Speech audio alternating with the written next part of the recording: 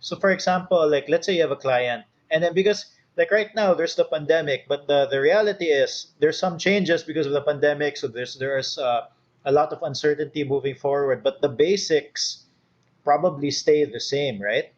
So let's say you have a client.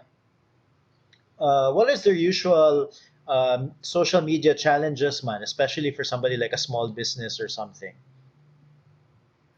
The one clients kasi they need help. Everyone needs help with their social media. They just don't know it. So across the 10 years, I've been doing trainings, I've been doing consulting, educating them. So the usual thing that we're offering to them is really the management of their social media accounts. So when you say management, it involves producing their content, it involves managing their ads, because some of the traditional business owners, they're not really techy, so they would approach me, they would ask something like, okay, you're doing social media, how can we benefit from that, how can we do that for our business? So they get in touch with me, and then they say, how can we get started, what is this all about? Basically, that's what they're asking. They've seen brands, they've seen bigger brands do it on social media. Now they want that same success, they want to copy that and do the same thing for their small business, so for the MSMEs. So how we approach that is that we say something like, okay, hey, you need help with promoting your business online. You've done it for radio, you've done it for print, but you haven't invested anything on digital yet. So the low hanging fruit for digital, aside from making your website, because the whole hype back then was really creating a website, right? Uh, So when you say digital, it usually means website. But now we can say something like, okay, you have a website ready. How about we put together your social media presence? So they say, okay, social media. So what is that? So we say social media is where the people are, and that's where your potential clients are. Your potential customers would be. So we show them that, okay, out of 100 million Filipinos, like 70% of us have access to Facebook. So potentially your target customer could be there on Facebook. You just don't know how to get in touch with them. You don't know how oops, got cut off again. Basically, she's saying that we have to stay on social media, and Facebook really is one of the biggest social media platforms. You might find like Instagram, even TikTok, a little bit sexy, but the truth is, a lot of people are on Facebook. Everything, all of the stuff that we do, like a lot of what I do, like this webinar, like, okay. conversations on Facebook. Hey, fair. So the first thing is you usually jump to like, well, like Facebook is one of the biggest, no, of course, in terms of social Yes. media, no. Yeah. Um, yeah, but like social media is a lot like like a place to hang out. So the people who hang out on Facebook tend to be different from the people who hang out on Instagram, and then they usually That is true.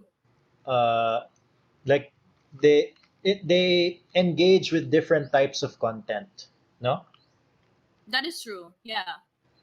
And So really the thing that you want to do as a business owner is to profile your buyer persona, to put together your buyer persona. We always start with that, and then we ask them, who is your target audience, and what are they all about, what are they interested in, what are some things that they potentially would like also on social media, because that's where they would hang out.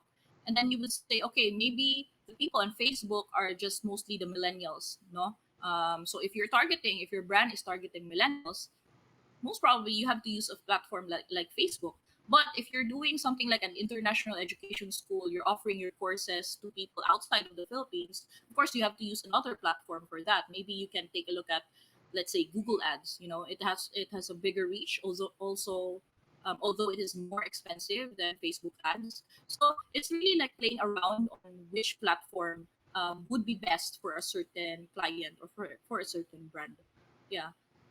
mm, yeah, so like kind of when a lot of small businesses when do you still get a little pushback in a sense from like because they ask you, so how do I get my I forgot the term of this, like they'll be like, oh, how do I know that if I spend 100 pesos on ads I get this much on Yeah. revenue, like some sort of ROI? Do you still get that sort of pushback? Because um or That's a or good. Yeah, yeah, or yeah. is it like, is it apparent at this point nga it's not, because it's very difficult to measure Quantify. actual, Yeah. yeah, actual revenue from social media unless you have an online store and you focus on the online Yeah. store.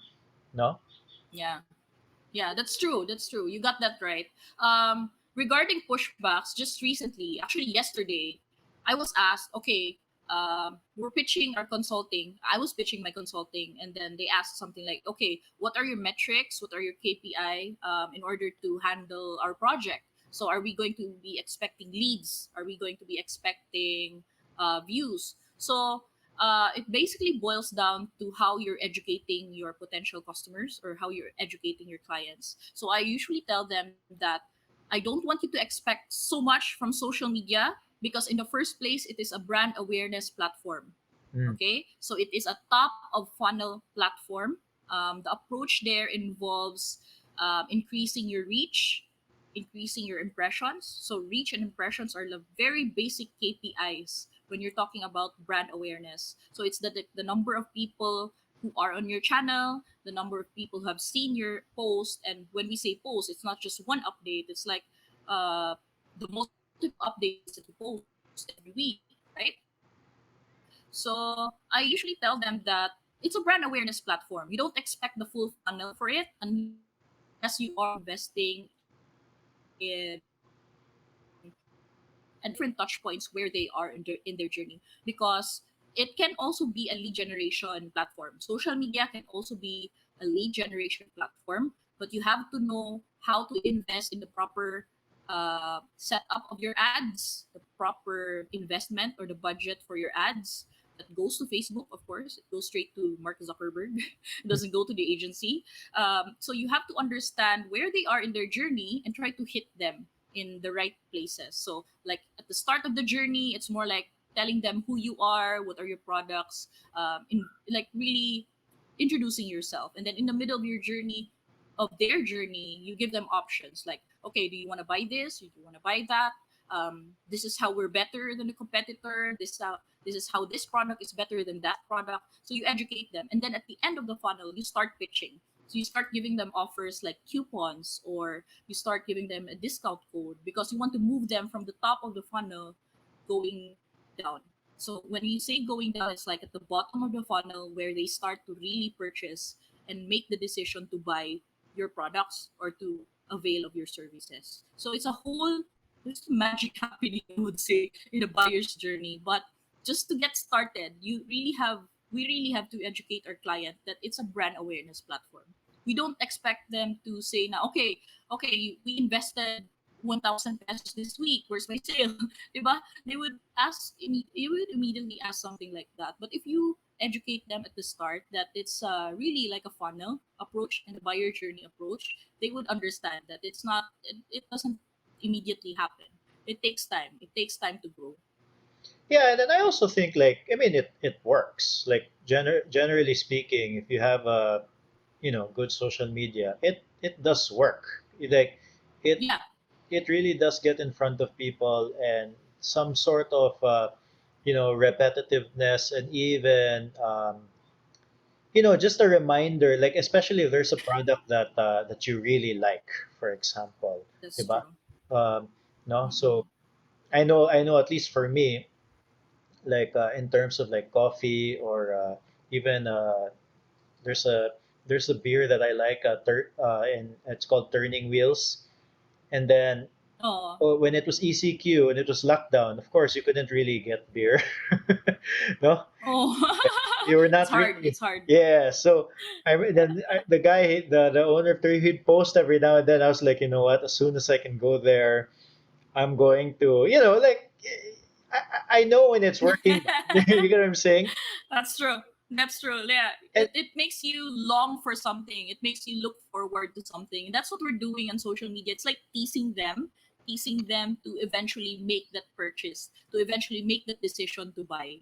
Yun yung role ng social media. yeah, unfortunately, there's no way for that owner to know that that particular post is what compelled me to go to his shop and order.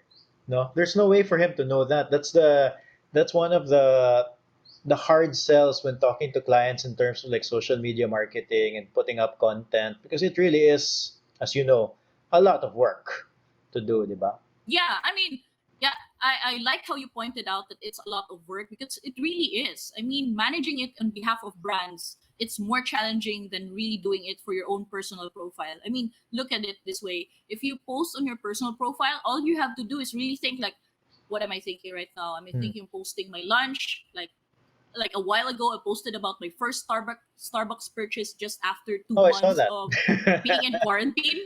You know, it was my first time, so it's easy to post something like that because it's a personal update. But if you do that on behalf of brands, what are the things that you prepare? You have to understand their buyer. You have to understand where they are in their buyer's journey, like where they are in their purchase. Are they Do they still need to be aware of the brand before they make the purchase? Where are they? And then you have to understand the product itself. I mean, what are you selling? What are the features of this product? And the How is it brand. different from other brands? So there's a whole lot of effort that you put in just to put an update in behalf of a client. So they just don't know how hard it is, to be honest. That's on top of the production work that you have to do. Put together the graphics, you have to put together the caption, and then you have to monitor like, okay, is this getting likes? Is this getting traction? Should I boost it? Should I just post another update? All these things have to consider just to do it for a brand.